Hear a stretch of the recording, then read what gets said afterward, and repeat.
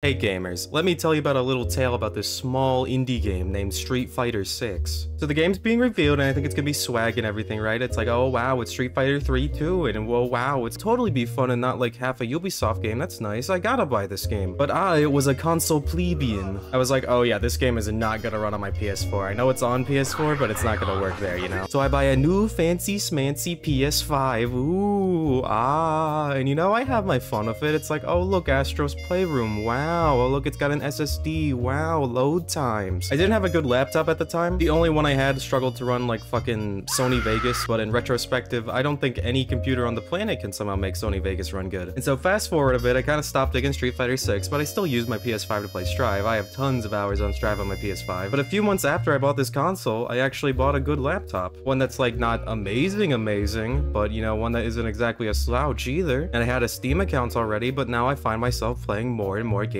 on Steam. It's just a better place to play games in general. There's more features, there's more options. It just makes more sense to get a game on Steam. I kind of fell off of Street Fighter 6. I didn't vibe with it, but now I realize I haven't really played anything on this big grid. There's nothing to play. It has no games. They announced a new Lego Horizon Zero Dawn game and it's on the fucking Switch. They're throwing away their games. I don't understand. And so, you know, why am I telling you this? Because I realize that since you have to pay for the privilege of using your own internet connection to play games online on PS5, it would actually be less expensive to rebuy Strive on PC on sale with all the DLC than it would be to buy another year of PlayStation Plus. And so, you know, I might as well double down and get Street Fighter 6 on here as well, and that's where this video comes in. By watching this video, you create ad revenue for me, which means I can maybe justify making this purchase in the future and not feel like it's a complete waste of money. Okay, slightly future me here. I bought Street Fighter 6 Ultimate Edition during the Steam summer sale, and then I refunded it. Yeah, I don't know if I like this game that much, I'm sorry. The moral of the story is to not support Sony. Uber, the world's largest taxi company, owns no vehicles. Facebook, the world's most popular media owner, creates no media. PlayStation, the most popular home console, has no game. A.K.I is a new character to Street Fighter, but her roots come from a little bit further back. Street Fighter 5 at launch was a game that everyone hated because you had to go out of your way to pay money for Honda. But while they were busy not advancing the franchise in any meaningful way, they managed to make this big guy named Fang or Fong. I don't care, he does not deserve my respect enough for me to pronounce his name correctly. So Faust from Guilty Gear is like my favorite character of all time ever, right? So I love silly tall motherfuckers with goofy gimmicks, therefore I am theoretically the target audience for Fang. But I do not like this man. Faust swimming through the air like a fish, oh that's strong and independent. Fang flapping his arms like a bird, get down from there you fucking grown-ass man. Fang's plot in 5 is that Sagat decided to not be evil anymore, so the rest of them were like, okay, we gotta find a new evil guy. And they found him. Anything more than that requires me to actually go through the plot of Street Fighter 5 and oh, come on guys, you know I would totally be down to learn the great plot of Street Fighter 5. Unfortunately, whenever I try to go through it, I just can't stop falling asleep. Nothing works. I guess I can't talk about it. His name stands for Fantastic Asian Notorious Gang. So what wacky gimmick did they give the character that they deliberately made to be a goofy, wacky gimmick character? Poison! Well, let's see. Does it stack? Can I keep doubling it up and up if I manage to poison them several times? No. Does the poison debuff them in any meaningful way? No. Can I poison them so that even if I get hit, they keep taking damage during their combo? No. Can they die from the poison, which I could use to camp and turtle out of a close game? No. Can I do anything with this poison? No. What's the fucking point of the poison? Not you! Would you believe me if I said that people did not like Fang that much? So you're Mr. Street Fighter making Street Fighter 6 and you're like, okay, that dude can't come back. Let's try this again. And then your roster gets leaked online. And that's where I'm perusing the internet and see the first glimpse of A.K.I. Alright, sold. I can't wait to play her when she gets into the base roster of Street Fighter 6. Aww. Wait, where are the Street Fighter 3 characters? I spent the first 6 months playing Dhalsim and Zangief before A.K.I drops the character I was waiting for. And she didn't click with me. Yeah, I just didn't click with the game as a whole. I did not enjoy World Tour nearly as much as I thought I would, even with very normal expectations. The microtransactions were just annoying enough. They had a TMNT event in the lobbies for like 3 months, and the costumes were for the avatar, and they were like $1 million. The game didn't have air blocking or Gatlings or Roman cancels, and wasn't Guilty Gear, so I kind of didn't play for a while. Also, she was like really low tier, and Capcom decided to just keep the meta exactly the same for a full year, so that was fun. Eventually, I hopped back on for Akuma just to try him out, and oh wow. Maybe I should give her another chance. What the fuck? I gotta pay $11 in V-Bucks? This is why we have YouTube channels. Could you hit those like and subscribe buttons for me, please? Thanks. Did you know only 6% of my viewers are actually subscribed? Does this graph make you want to click the buttons? Please? What is the deep lore of A.K.I? Well, I'll be frank with you, dear viewer, that peak fiction in the title was a bit of an exaggeration. A keyword that worked before, and now the rest have to match it. Street Fighter lore, despite having its good share of cool moments, is not peak fiction. Everything cool happens off-screen, and we never get to see shit. Even World Tour is not the best of this. I already know that if I do go and play through A.K.I.'s arc, it's just gonna be fly to New York and get me 7 vegan pizzas so I can give you the coupon where I get my hair done so you can fight Big Barbara. Okay, I should probably watch the World Tour thing for her. Was that even all of them? I don't know, but that wasn't really like backstory or anything. Guess I should have expected that. There's probably a wiki or something. Fuck, it's fandom. Fine, I'll suck it up. Oh, they teased her in Street Fighter V? Bang retreats back to the city of Shanghai. He takes notice of a teenage girl attempting to make ends meet through soliciting herself through prostitution. What? Side readers. Toxicity. What the fuck? That was awesome! Why did no one talk about this? Go read this. It's just on the Capcom website. I'll link it below. Apparently they do actually explain most of that in World Tour. I just don't want to actually play through it myself, so here's some YouTube footage. Thank you, Umbra. A.K.I.'s animations are really good. From the second you hover over her on the character select screen, she's stirring a pot like a witch, and then you select her and she crawls and flips over it like a fucking spider. Her whole motif is supposed to be snakes, but I gotta imagine there's some spiders in that idea DNA too. They're both venomous, so maybe. She's just so much of a creep and it's great. Her music is... John in Tennessee, go ahead, what you want to say?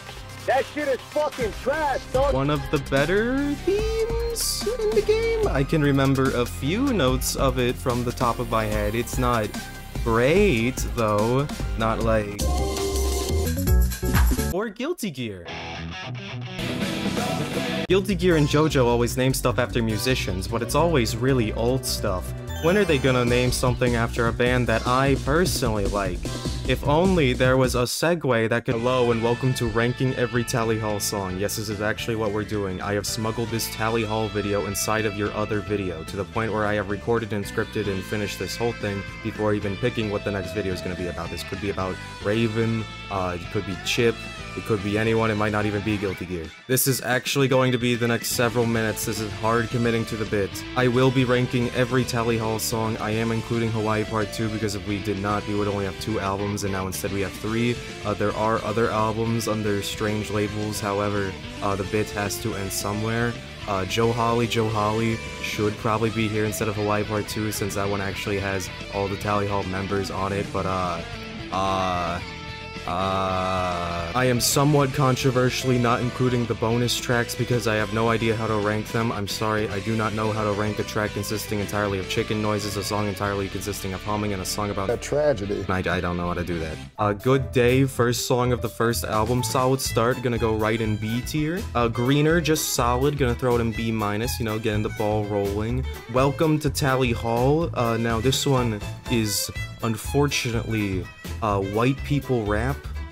When it's not doing rap, it's okay, you know, it's good. I cannot in good faith place this any higher than C minus, unfortunately. Thankfully, it gets picked up again by Taken for a Ride, which is A minus. The bidding, this is a Tumblr Sexy Man song. If that doesn't make sense to you, just listen to it and you should understand instantly. However, A tier. Be Born is B tier. B plus, even. Do you see Banana Man hopping over to S tier land? Just Apathy is music you'd hear in a Disney Channel original movie. This is not necessarily a negative statement. B tier. Spring in a Storm. I have no notes for Spring in a Storm, S tier. To Love, a less observant person would probably go, oh, wow, this is aged really poorly. However, let's not kid ourselves. This was insanely goofy at the time, and has only grown more goofy with age. However, and I feel fucking insane for this, A+? Haiku, this one is B+. The Whole World and You, not to be confused with the upcoming You and Who Are You and You and Me, which itself should not be mistaken for and. This one is B-. 13, this one is literally 13 seconds long. It is the 13th track on the album, and it is named 13. Haha, good joke. But also, it's literally 13 seconds. It's meant as an opener for Ruler of Everything, but by itself, I cannot give it higher than C. Speaking of Ruler of Everything, I don't even gotta say shit. It's S+. It's fucking Ruler of Everything. Hidden in the Sand, iconic track, perfect final track, A tier. Never Meant to Know, going into Good and Evil, I really like this album, and this one's getting an A+. And it's fucking S tier. I shouldn't have to explain myself. You and Me, not to be confused if I'm not doing the joke again, A+. Hannibal, ooh, shit, S+. Ooh, fuck, dude, holy shit. Who Are You? This is slower, but it's alright. I don't know if I enjoy the medieval vibe that much, however, B tier. However, I do not fuck with Sacred Beast, personally. This one, to describe it with a current meme, it feels so retro. Does that work? C-. Him for a Scarecrow. Okay, hello Daisuke Ishiwatari. If you can hear me and have somehow learned English, if you're putting Raven in Strive, this one right here, give him a move of this name, or Misery Fell, S+. A Lady. This is a similar situation to 13, except it is a full minute. This one is essentially an intro to And, except unlike 13, it is not before the song that it's supposed to be an intro to. So while I do like this one more than 13, it failed the bit, so it's even, C tier. The Trap, S tier. Turn the Lights Off, a similar story, S tier again. It's short but sweet, it's like good. Misery Fell, this one is like Sacred Beast if it was good and was a completely different song and wasn't similar to Sacred Beast at all. 3 S tiers in a row, call that a turkey. Out of the Twilight, not all of them can get jokes about it, A+, good job. I would like to remind you right now you are watching a Street Fighter video. This is another slower one, good though, B tier. Fate of the Stars, A+, and that's the last one they ever made, except it was not. Hawaii Part 2, wee-oo, you gotta go listen to this album right now. This isn't like a requirement or whatever, just do it for yourself, or skip to the time on screen so I don't influence your opinion. I'm gonna be positive anyway, but you know, you'll get more entertainment listening to the primary source rather than listening to me just yap about the thing. Introduction to the Snow. Okay, if you haven't heard the album and didn't feel like skipping, I'm just gonna double down on that again real quick because I know for a fact you've heard that Alone at the edge of a universe humming a tune. That's the most I can play due to copyright, but like, I know you've heard that sound bit from the social medias. And I'll let you in on a little secret. You're gonna find another TikTok soundbite that hits just as hard as it does in the funny May-Mays. But you gotta go figure out which one it is for yourself. Have fun out there now, champ. A tier. Island Unto Thyself. We're not gonna dip below A- that much in this album. Speaking of not dipping, Black Rainbows, S+ tier. Natty Diaz did a fantastic job on this one for not showing up on the rest of the album. White Ball, I like this one. S tier. I like this one a lot. Murders. This one hurts to listen to, but it's peak. But it hurts. But it's peak.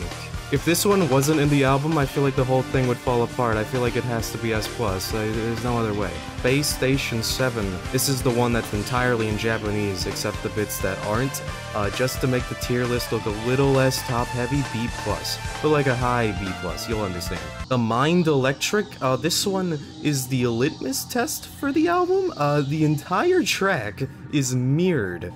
You listen to the entire track in reverse, and then you get to hear it played in forward. Now, this sounds like a fucking awful idea, and it could have easily flopped if this was on any other track, but it's also like one of the best fucking tracks on the album. I feel like they earned the style points. S+. Labyrinth, so retro, flattering, S. S+. You earned it. Time Machine. This one is the weakest one of the album for me. The nail in the coffin is that it goes on for like an extra minute longer than it should. C+. Stranded Lullaby, penultimate track.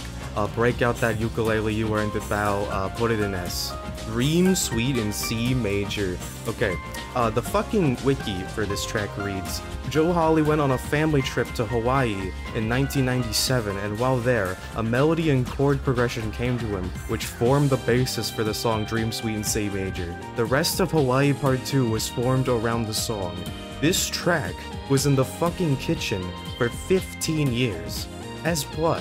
Okay, have fun with whatever you are watching. I do not apologize. Goodbye. So how does Aki play? Well, she still has the poison mechanic, and it still doesn't do that much damage. All of the cool suggestions I said for earlier are still not there. So is this just another boss? The poison itself may not be the coolest, but it has one really big upgrade now. If you hit certain moves on a poisoned opponent, they pop. This is really cool. The poison isn't the damage over time, that's just the bonus. The real thing you want is them being at risk of popping. You can activate this through her bubbles, her puddles, or her whip attacks. Her weapon is also really cool too. It's like chains wrapped around her arms. They're really long.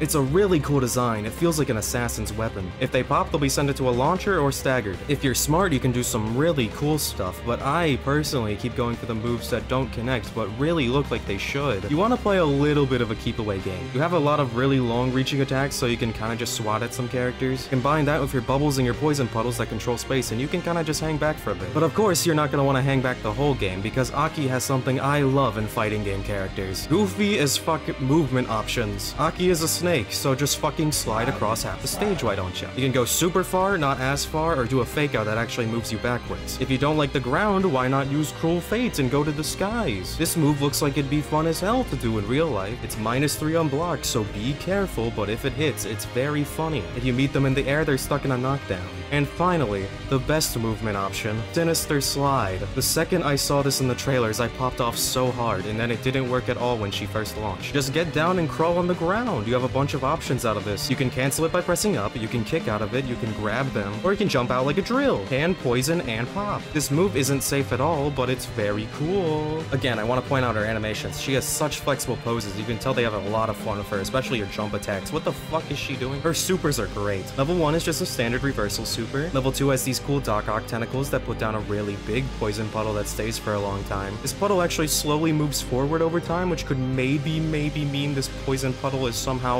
alive, which is just scary. And level 3, oh, level 3. There's a lot of really good level 3s in this game, but I think Aki's takes it. For everything with the cool camera movement and the black and white shot, and then on top, it's peak. I could probably add some more to this video, but man, I really don't want to play Street Fighter 6. Like, I know it's a good game and all, but like, all they gotta do to make this the best game ever is remove the daily login esports stuff, make the microtransactions less expensive and greedy overall, don't make everything purchasable by fake V-Bucks and be upfront with how much things cost, remove M. Bison from the game and actually commit to 6 being about the new generation of characters that are from or after the game Street Fighter 3 The New Generation, remove the DRM from the PC version, I know a lot of people didn't like that, make the music not suck dick, add more arcade games because I said so, and add Q and Remy to the game. I don't think half of those things are gonna happen, so that's why we gotta save Aki.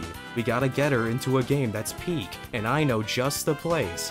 Hashtag Aki for MVC4. If we band together, we can stop mid. I will see you all on Twitter once they announce that MVC4 does exist. That may take a while, but once it does, I want to see you on the battlefield. I will see you at the draft. Goodbye.